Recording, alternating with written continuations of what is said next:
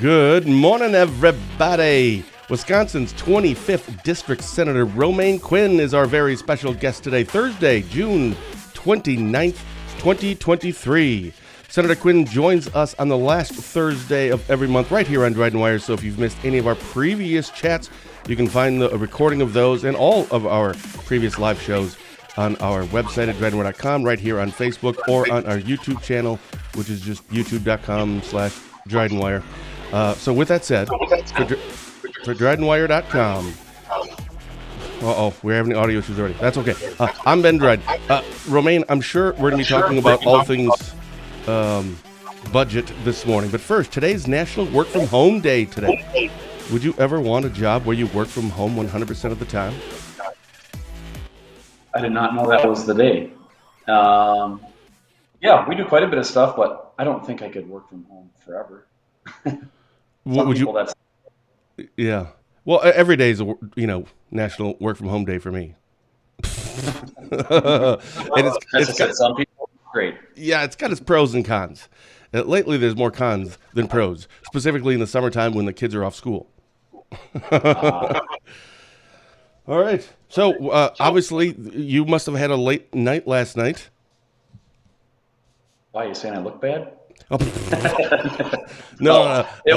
It actually wasn't too bad. I was thinking in the past when we had assembly budget debates, and last night I think we were out by 10 o'clock at night. So not too late after all.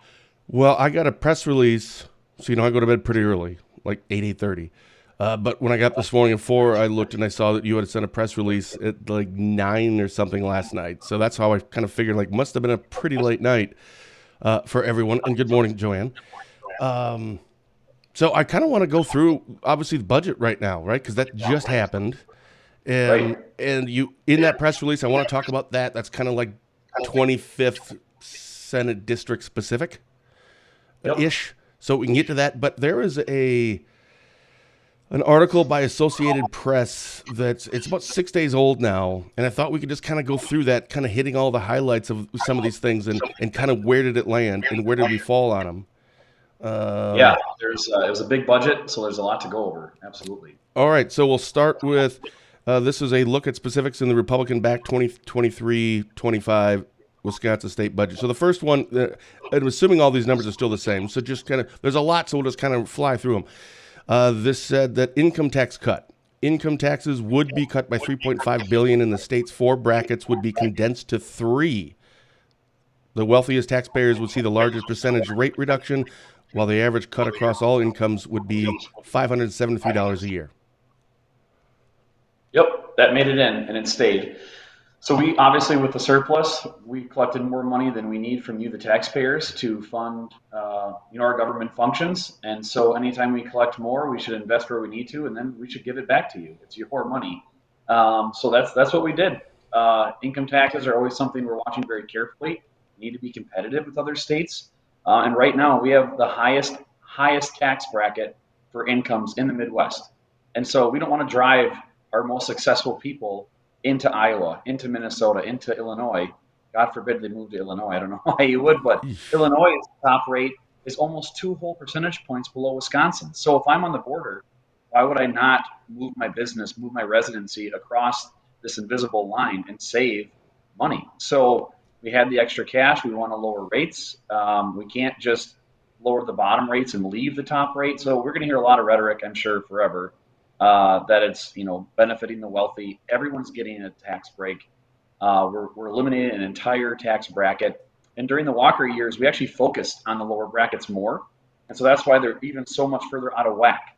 The highest rate continues to be really high, while the lower brackets continue to drop. So we're just trying to get them more competitive, not only with each other but with our neighbors as well. So I'm going to try to hit mute on this every time I'm talking, so hopefully it'll prevent any of that reverb.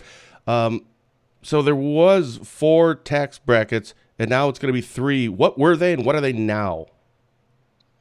Oh gosh, I don't have them memorized. I'd have to pull up the actual grid. So the current rate for the highest payers is like 7.65% of your income. So again, this isn't feds at all. So you know what you pay federally.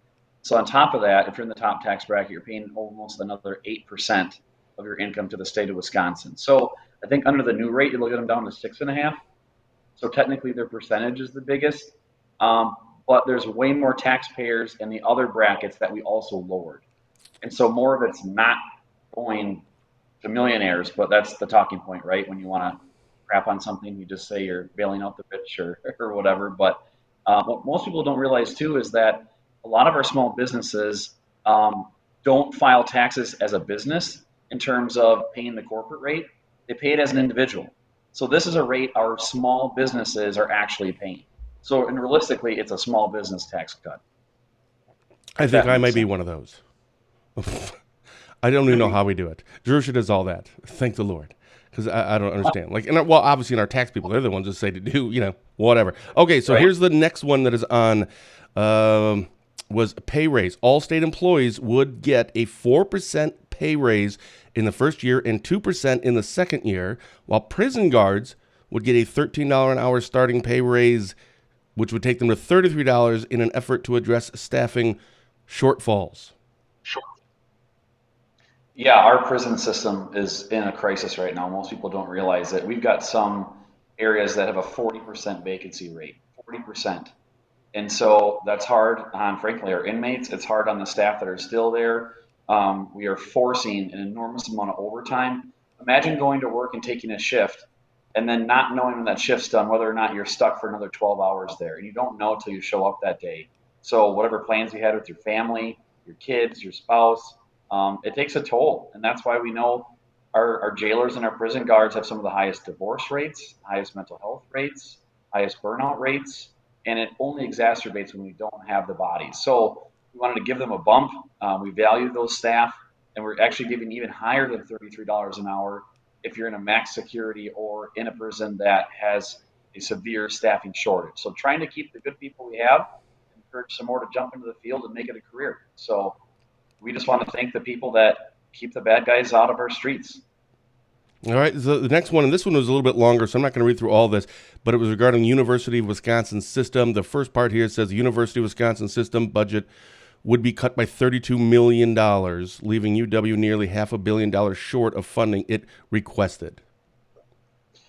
Yeah, and they throw out, I mean, anyone can ask for whatever they want, right? So they're like, oh, no, they missed out on 500 million. No, they didn't. I think they're raising tuition by almost 150 million. So they're actually going to get a $150 million increase roughly. But the point was, we found after doing some investigation, every campus has a diversity, equity, and inclusion department. And DEI, as we've seen nationally, tends to be this department that just pushes the most left jargon on our campuses and promotes an ideology that many of us have a conflict with. And so what we said is, as we're doing the budget, as you're asking for more money, as we want to invest in the UW in the nursing program and others, we want to know that you're spending every dollar on things that actually improve outcomes, that get students out of college faster or earlier with the accreditation they need, or bolstering the programs that are in high demand. So they wouldn't give us the information, so we open records requested how many people are actually funding that are DEI positions. So What's they don't DEI? diversity, equity, and inclusion. Okay. So they're not teaching you how to be a nurse or an English teacher or any of the things that you go to school for or your MBA program. And we found that they spend $32 million a year on these positions. And so he said, well, that's fine. You either cut these positions and reroute them into areas where we need to bolster them. Like I said, nursing is an example. Or we will cut that for you, and you'll have to make that decision internally. So it's not even a cut. Joint Finance literally said we're going to hold 32 million. Come back and show us how you're going to spend it, and we'll give you the money. But they're just digging their heels in and said we are not cutting these positions. Well, then you're not getting $32 million. So the choice is on the UW. Got it. That makes sense. The next one is K through 12 schools. The state's public schools would get $1 billion increase in funding.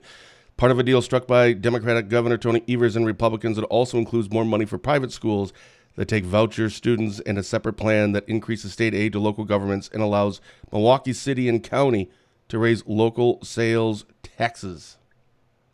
Yeah, that was a mouthful. So I think we talked on the show a little bit about the shared revenue and how we're trying to give communities a boost so you can fund your police, fire, roads, bridges, plow the snow in the wintertime. And that deal was struck alongside K through 12 funding. And so with that, with shared revenue to be done, and all the intricacies of that, there was also a deal going on the side for education, which offered $1 billion to K through 12, and so to make sure the nuances in both packages still got done. So it our schools are going to get a big boost, and frankly, they've been facing inflationary pressures. The federal funds that they were getting from COVID are now gone, and so we want to make sure there's not a fiscal cliff there. And we went even further. We had a budget motion to try to just not don't just throw $1 billion, right, but spend it to solve a problem. Spend it in the targeted area that makes the most sense. So a lot of our schools in northern Wisconsin, we've gotten the short end of the stick for years because we were always fiscally conservative. And so when our revenue limits got locked in, we were always perpetually behind our neighbors. So every time everyone got an increase, we're still down here while the neighbors keep going up. And so we actually raised that floor to $11,000 a student. So districts like Drummond, Superior, Ashland, Turtle Lake, Spooner is a big one. They're finally going to be able to compete with their peers and be successful. So I'm pretty excited about that. Yeah, that one actually, I think we can all kind of, get behind that. I'm going to skip through a few here. See the next one. Oh, professional licensing. Just short of 18 full-time equivalent positions, all but 5 of them temporary, will be created to help speed up the processing of professional licenses. Down from the 80 slots Evers wanted. So Dispus right now is in shambles, or it has been. We hear for months, Department of Safety and Professional Services. Thank you. They're the credentialing entity, and we hear from, gosh, doctors, nurses, other professionals that are qualified to do their job. They might move here from Minnesota, and they're waiting 4, 5, 10 months for this department to respond to give them their credentialing. I mean, I talked to Mike Schaefer and Spooner. They had healthcare professionals that couldn't go to work, or it was coming to the deadline where their opportunity to work was expiring, and they hadn't heard back from the department. And so we can't keep doing that. So we added a few more positions. It's not just a position issue. I think we got to get people back to work in the building in person. We're still trying to get a handle on how many state employees are working from home. How often do they come into the office? Are they as productive at home versus in the office? And if they're not coming back, let's start selling some buildings.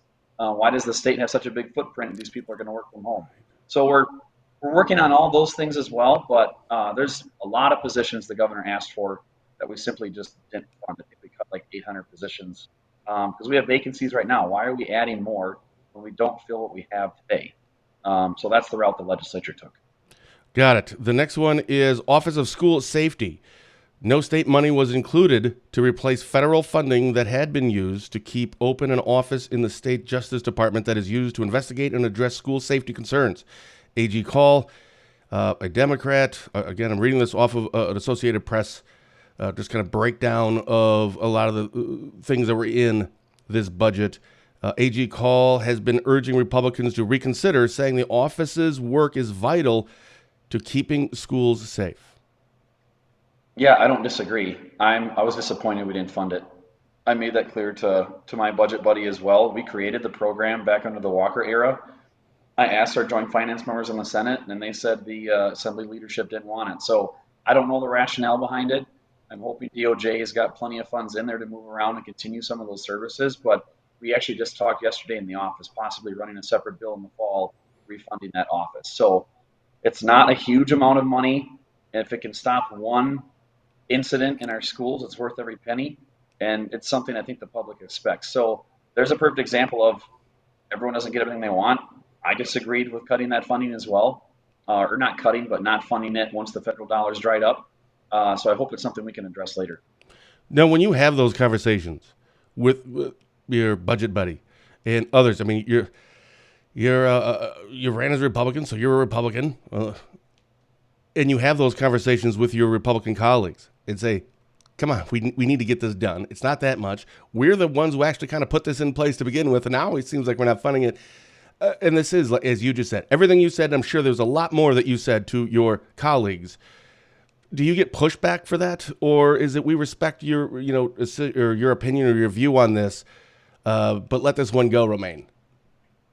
Yeah, I mean, I work with a lot of great people, and we have our differences, both inside caucus, outside caucus, on the floor.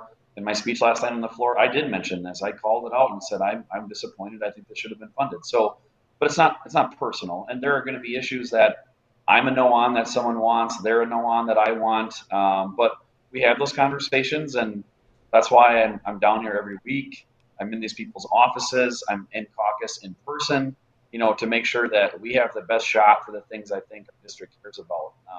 And we don't win. We get up and we move on to the next thing and fight it again another day. But we don't always get what we want down here. Yeah. This one isn't, I don't think is really applicable to most of your district in the 25th. Public transit. Funding for buses and other public transit options would increase 2% and compete come from the state's general fund, which pays for the vast majority of all the state's expenses rather than the segregated transportation fund. So I don't understand any of that, but That's not crystal clear to me either. I know the legislature tends to not fund mass transit a lot because most of us don't have mass transit. So it's just not a thing. In rural areas, it's going to be a struggle to ever have public transportation of some kind. So, yeah, as a small upper, I'm not too familiar with it.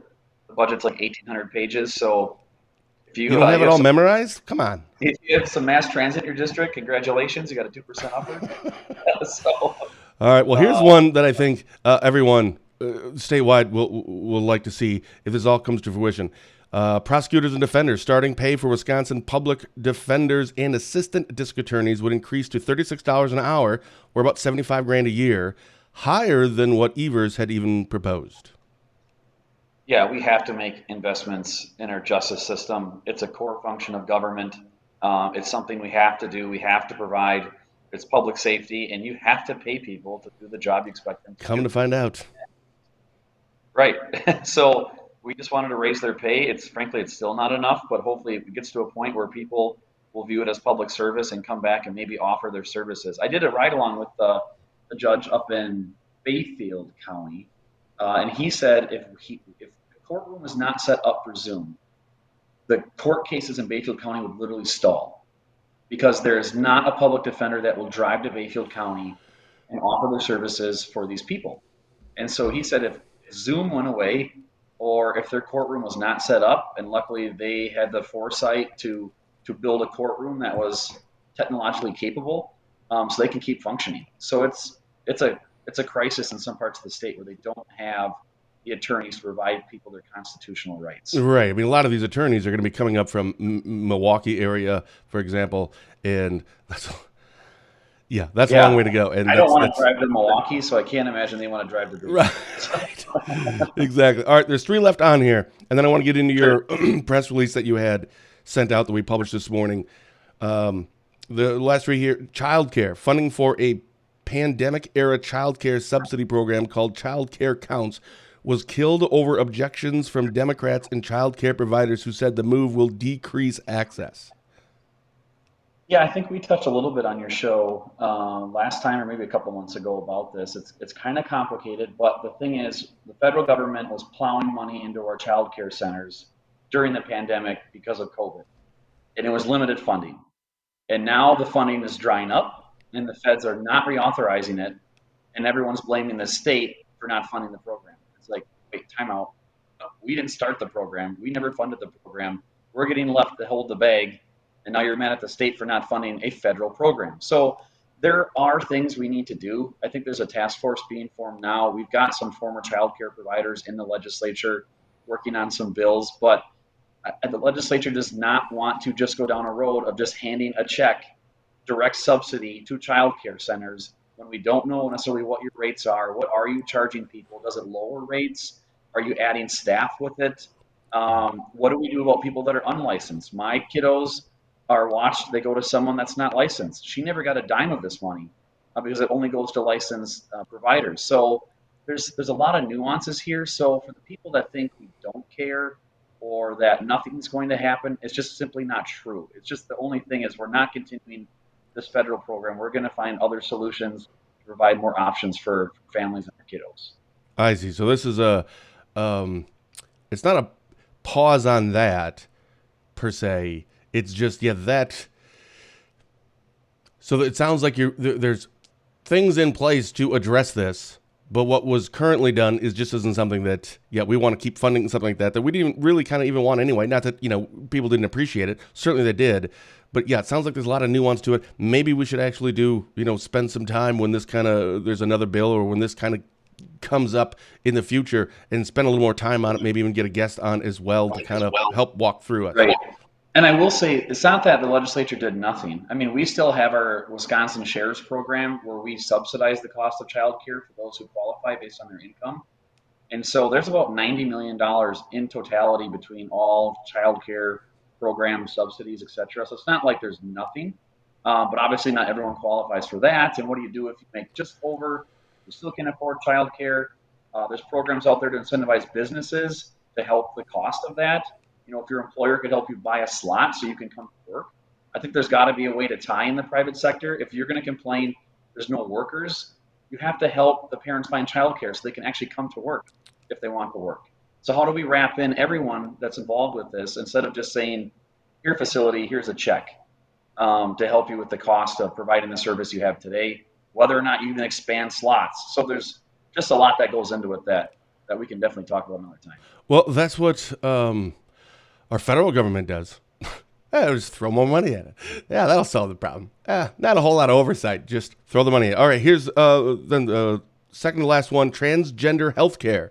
Wisconsin residents who are transgender would be prohibited from using Medicaid health care coverage to pay for puberty-blocking drugs or surgeries. Yeah, we're just not going to have state dollars going into that. If you want to transition, do whatever you want to do, go ahead. The state's just not going to pay for it. Was that met with?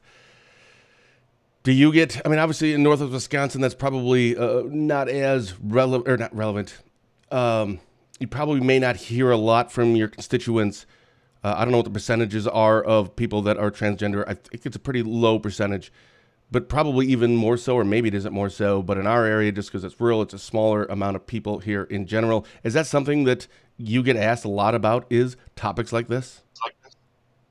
I think it's becoming more prevalent in our schools. And so we do get quite a few calls. There are a lot of school boards in our district that are grappling with policies on where should kids shower? Where do they use the restroom? I mean, to me, it's not that complicated. If you're a boy, you don't get to use the women's locker room, period. That's all there is to it. So, but apparently that's complicated for some of our officials down here and other places. So we need to use a lot of care, a lot of compassion. Everyone should be treated with respect, but there are still boundaries, and we recognize there are differences between the biological sexes, and we should recognize that in society still. We have a question here from Larry. Where's the help for disabled retired seniors? Well, it depends on like what program you're on, or I guess I don't know of anything specifically that just helps disabled retired seniors. I'm assuming Larry's for someone in that situation is getting Social Security disability, so there'd be that. I know there's the homestead tax credit. If you're not making so much money, it helps you with the cost of your property taxes. If you're not quite on Medicare, you would qualify for Medicaid. But I don't know of anything specific, Larry. We could certainly follow up at some point. All right, and the last one that was on here is Green Bay Packers. $2 million is going to help stage the 2025 NFL Draft in Green Bay. Yeah, that's going to be a huge boost, not only to the state, but the Green Bay area. I enjoy football. I don't represent Green Bay. It wasn't my budget ask. But if they needed a little support to pull off a really cool opportunity that we get to host for once, that could be pretty exciting. All right. So then this all happened last night, right? It all gets done. And is this now all right, we can kind of, where do we go next with all this? So you sent out that press release late last night. We published it this morning on dryware.com. So that seems to be more of, I think I still, I think I have it up on my phone so I didn't forget it. Yeah, your headline was a budget for northern Wisconsin. So this is more specific to, obviously northern Wisconsin. For those people who didn't read that yet, break that down for us. Yeah, so every time I come down here, I try to remind my colleagues that we exist. So part of that in this budget process is asking for things or get them to realize that we have issues too. And so I got a lot of flack actually from my colleagues because I got so much asks that were funded in the budget. Um, Especially when I gave my floor speech last night, I started listing all the things we got, and they're like, "How much are you spending?" And I said, "Well, we've gone without for generations, so we're finally playing catch up. Give me a break." So we got a number of things I can highlight. The ferry line between Madeline Island and Bayfield. The owners currently are selling. They're trying to set up a commission, and it's really expensive to become a public utility to operate that. So we secured $200,000 in the budget to get them rolling to make sure that ferry continues for those that are on the island, which will actually be there on July 4th. They've got a program coming up. We got $3.6 million for our counties in northern Wisconsin that are impacted by the tribal tax law issues. I think we've talked a little off the record about that, where the courts ruled if you're a tribal member on tribal land, you no longer pay property taxes, even though you get the services from your township and your county. So these counties have been left holding the bag with no reimbursement. You can't foreclose on any of these properties for not paying. And they were out 3.6 million since 2016. And if we didn't get this funding, they were going to charge back other entities. So I think the Ashland School District would have taken $1 million in the shorts overnight if we didn't get this done. So that was pretty exciting. The UW Eau Claire Science Building got done, not in our district, but it's a project I worked on in the assembly. And this building is being built in partnership with Mayo Clinic. And we will actually have world-class researchers working alongside our UW students right on campus in our building in Eau Claire. I cannot tell you it's going to be a game changer, and the incredible things that they're going to develop out of there is going to be pretty amazing. So super pumped that that building is getting built. The Barron Veterinary and Diagnostic Lab. Most people don't know we have a veterinary and diagnostic lab in Barron, and right now it's slowly deteriorating. It's not a high enough level to test and do the things we need. And so when this lab is done, we will be on the forefront. Next time there's an outbreak of avian bird flu, we will have a response team right in our district, right in Barron, being able to test. And time is of the essence during outbreaks. So we will have the highest rated lab we can to support our poultry and dairy industries right in Barron. So that's pretty exciting. You can stop me anytime. No, I'm actually listening and going through this with you. Yeah, we funded the pre-disaster flood mitigation. So Representative Oldenburg and I passed the bill, and now the budget funded it, to give monies to townships and counties to go upstream to prevent flooding. So it's trying to rethink the way we view disasters. We talked about that I think it was last month. We had Yeah, talked about that, and that was yeah, it totally makes sense. it's a no-brainer. It's a no-brainer. So we actually got it funded. So I'm pretty excited about that. We secured $2.5 million for fish hatcheries. I think we talked about that too, not only in Brule, but also near Bayfield in the Les Voigt hatchery.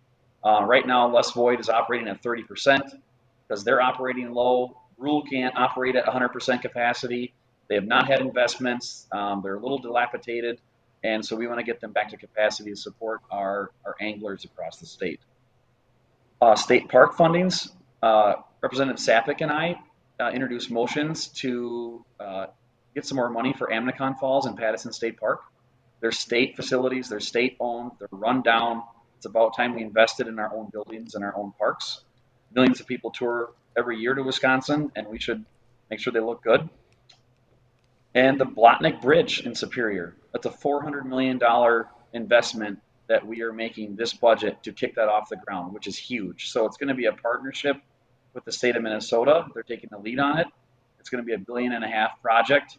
They're applying for federal funds right now, but this budget authorizes up to $400 million to get us off the ground. So that'll be a huge bridge replacement like we saw in Stillwater, that bridge that went up, I think, in the last decade or so. Yeah. So yeah, lots of. There's another one. Oh, there we go. There's another one on here further down in your press release. The budget also helps our most vulnerable. I don't think we talked about that yet. It provides $195 million to address staffing challenges at nursing homes, $41 million for new mental health resources, and reserves $15 million to assist child care centers in building out capacity alongside legislation that would be considered soon, which we did kind of already talk about that. Sure. Yeah. No, we know there is a worker shortage across the board, and it is acutely happening in our facilities that are like state operated, right? Or not state operated, but state funded. So our nursing homes, our assisted livings, our CBRFs, we're not paying a high enough wage to attract the people we need. And so when your parents or your grandparents fall down and break a hip and they go to Dove Healthcare or they go to a different nursing or high skilled facility, we want to know that there's competent staff there that are actually going to take care of them, right?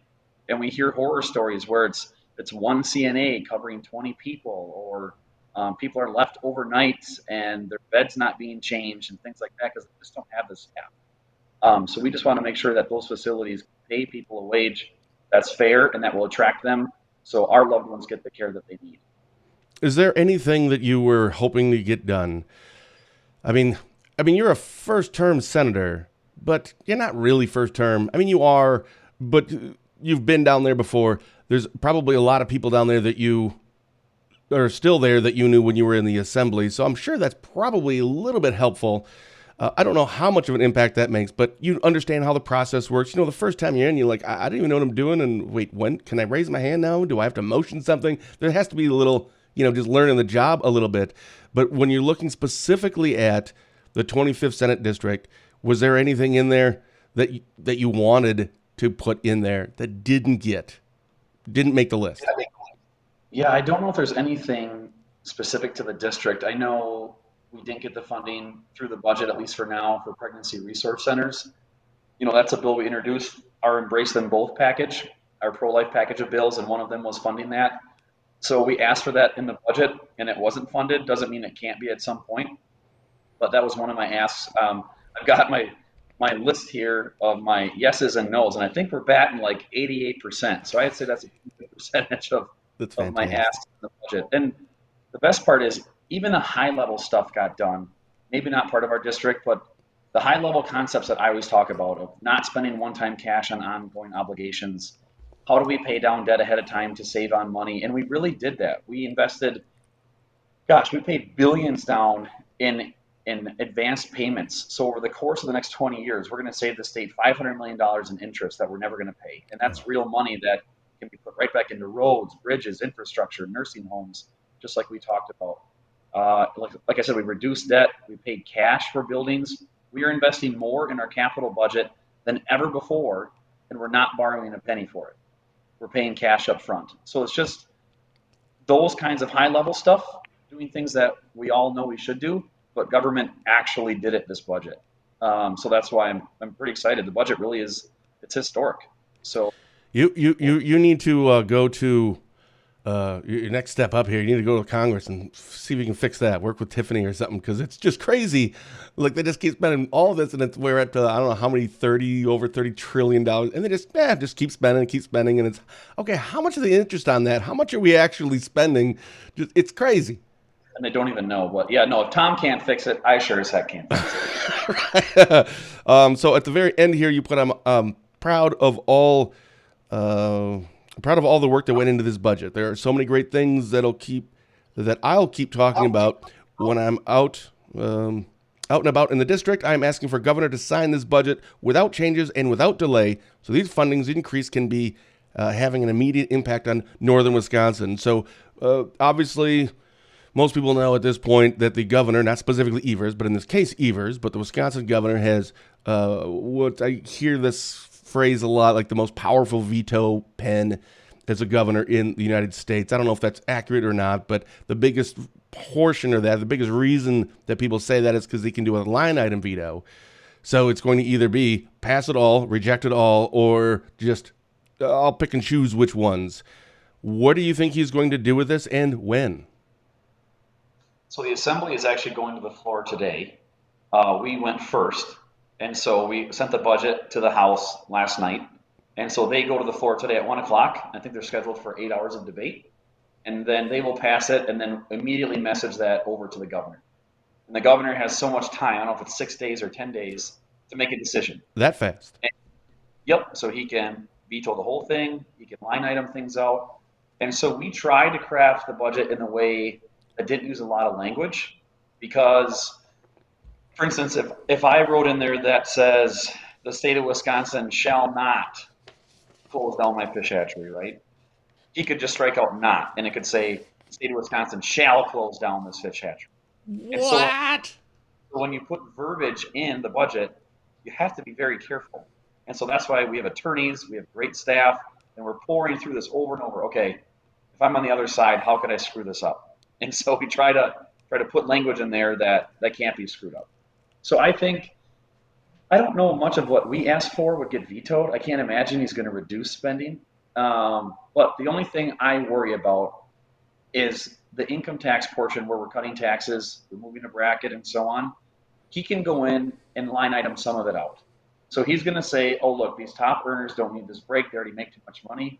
Yeah, they make money. They pay the bulk of the taxes. And so if you make a lot and there's a tax cut, you tend to get more than the other person because you're paying more than the other person. But the problem is if he vetoes that out and we lower the lower brackets, now the gap between them goes like this. And so the next time we ever want to try to reduce the top bracket a little bit to be competitive, it's all got to go to them. And it's going to make it politically difficult Yeah. anytime in the future to ever touch that bracket. And now we're even more out of whack where these people are paying even more of the taxes than everybody else. And so I really hope he looks big picture and says, everyone's getting a tax cut. We're lowering rates for everybody. You have to address that top bracket at some point. If you don't do it now, we're never going to get it done. And we're never going to be competitive. So I hope he leaves that part in. So it sounds like this could be a next week type thing. I mean, today's Thursday, so I suppose technically you could do something tomorrow. But I don't know about you, but I'd probably be a little surprised if this all came out already tomorrow. So maybe more likely next week. And then anything that he vetoes, just for people to understand, specifically me, what if he does those line item veto things and then signs it? Is it over? Or when he does a line item veto, it goes back anywhere? Or no, he's got final say and whatever happens, happens? So even though it's not a particular bill, we can override his vetoes as well. So what we can do is we can come back to the floor in the fall or later in the summer, go through the line items and say, okay, which ones were really important that we should try to bring back that maybe have bipartisan support and try to do an override. And so we'd go through the list, what's worth trying to override. We have the votes in the Senate. So when I won, we got the veto proof majority. So we would start, I would assume in our house, we would take up the vote. I'd hope it'd be bipartisan depending on the issue. And we'd send it to the assembly. And that's going to put an enormous amount of pressure. They only need 2 votes down there from Democrats to override the governor. So there's going to be an enormous amount of pressure to find a couple of them to try to override whatever the particular issue might be, right? Or they're going to have to go back home and say, you were one of 2 that could have done something about this and you didn't. And so it's going to be interesting.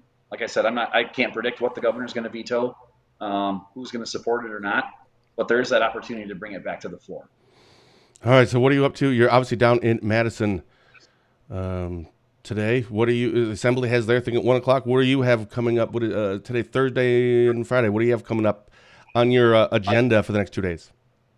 So I have a few meetings this morning. I have a call with Tracy Finch on my way home. I'm going to give her a buzz. Burnett County Sheriff as well. She's legit. And yes, I enjoy the fact that I'm going to be in the truck going home while the assembly is stuck on the floor. So I'm going to be texting Chance, or not texting and driving, but I will message Chance and Angie and Dave and say, how's it going? I'm already to Toma. Where are you at? And they'll still be stuck down here. So, no, another busy weekend, July 4th. Hope everyone enjoys time. I'm going to be popping up to Freedom Fest in Spooner. So that's right. I'll be seeing you, Fitzy and I, and his wife, and Jerusha and I think you and Raquel are going to be there. So we'll be seeing you at Freedom Fest on Saturday. I think it's 4. I don't know when are you going anyway. I don't even know when it starts at 4, but I don't know. Go at 4 or go at like at 8. An event that listens to music and supports our law enforcement and EMS services, like that's a no-brainer, right? It's like the best event you can go to. So can't miss that. So that's this weekend. I'm going to be out on Madeline Island on July 4th. They do a July 4th ceremony there that I'll be a part of, which will be fun. I always enjoy getting out there when I can. I got to go to the island a couple times during campaign season. And yeah, just spending time at home since I'm not home. So it'll be a nice break now that the budget's done. Yeah, and spending time with your family. And how the kids doing? How old's Junior now? Romaine Jr.? So he's 2.5. And every morning I talk to him through my security camera as they're going to the car to go to the daycare. So I have cameras. So if you don't come to my Oh, house, I can see you. I get it. So, so every morning he comes on the porch and he looks up and he says, if I'm not even zoomed on, "Hi, Dad, Dad," and he says it to the camera. So then he gets mad if I'm not logged on yet, and they'll wait for me. That's so cute. So, yep. So we talk through the camera every morning, and yep. So he's 2.5 already. And I can't remember your other one's Roman. name. Yeah. How old? Already. Nope, you're breaking up. You know what? This is a good time to wrap it up because I think you're either frozen or you're about to be. Yep, it did. Rowan's 6 months old. 6 months like old. A weed. Raquel, boy, bless her heart. She's a saint. Yeah, no kidding. So we'll see you guys on Saturday night. Romaine, as always, thanks so much for coming on and doing this, kind of walking us through all this stuff. And we'll see you on next month, huh? Absolutely. Thanks for having me. Special thank you to Wisconsin's 25th District Senator Romaine Quinn for joining us for a chat today. Reminder, we chat with Senator Quinn on the last Thursday of every month, so that will be July 27th of, well, next month. Also, make sure to tune in on Tuesday, July 4th at 8:30 a.m. when I actually saw him on there already, Dave Wilson, when Shellick Police Chief and County Board Chair Dave Wilson will be filling in for Barron County Sheriff Chris Fitzgerald for our latest episode of Positive Tuesday with Ben and Fitzy. So until then, for DrydenWire.com, I'm Ben Dryden saying thank you for watching, and as always, have a blessed day.